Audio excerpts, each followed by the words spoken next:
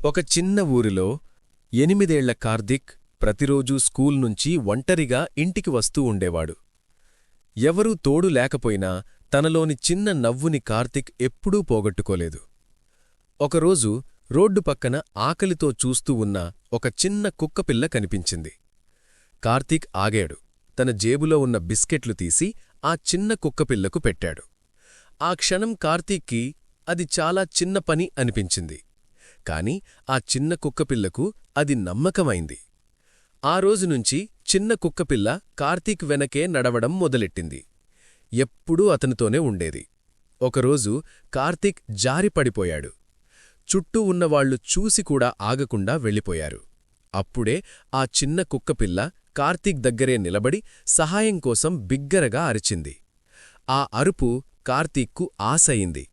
అదే అరుపు మనుషుల్ని ఆపింది. ఆ రోజు కార్తీక్ తెలుసుకున్నాడు, నిజమైన స్నేహం మాటలు మాట్లాడదు. మనం చేసిన చిన్న మంచి పని ఒకరోజు మనకే రక్షణగా మారుతుంది. ఈ కథలో హీరో ఎవరో కాదు, కార్తీక్ చేసిన ఒక చిన్న మంచి పని మాత్రమే.